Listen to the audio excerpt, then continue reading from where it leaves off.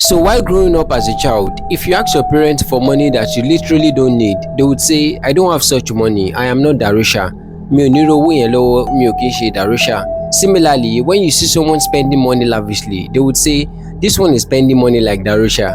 And yes, Darosha is actually someone's name. He was one of the first richest men to make money from selling water in Nigeria.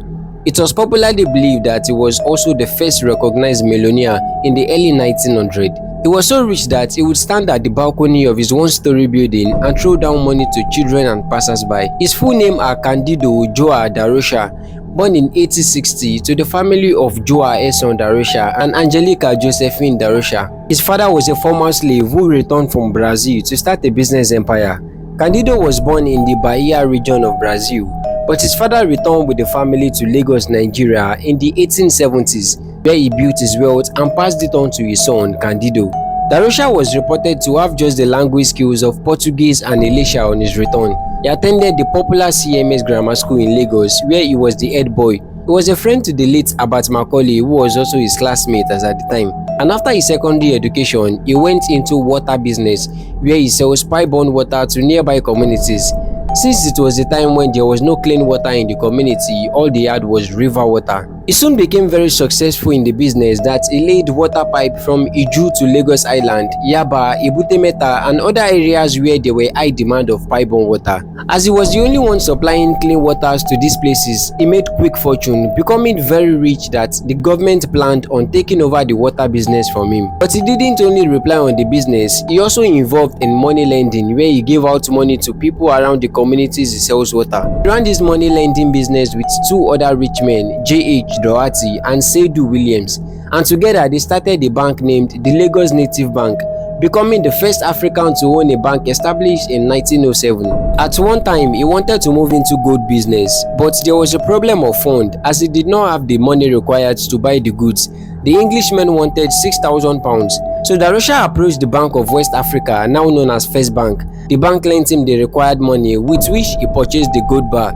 He later filed the gold bar into gold dust and sold on retail to local goldsmiths. He was said to have made a whopping 100% profit on the sales. Again, due to his wealth, his friend Abat Macaulay nominated him as a candidate in one of the elections at the time.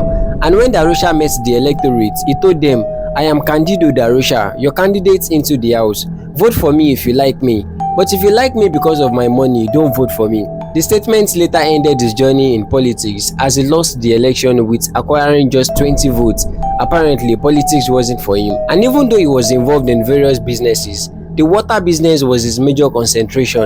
The colonial administrations were said to be paying him for the supply of water to Lagos State in the 1920s. His house has the first borehole and also the first water fountain in Nigeria. He was said to have sold water to people from his house, sitting at the balcony of his one-story building and directing water to every places in Lagos State. Research revealed that CANDIDO DAROSHA lived alone during his adult life and was never formally married to any woman, whether traditionally, in court or in the church, despite being a strong Catholic. He was said to be a very difficult man to live with. He built his house on Kakawa Street, Lagos Island, and named it Water House because it was the first and only house in Lagos in those days to have a borehole and in turn sell water to the residents.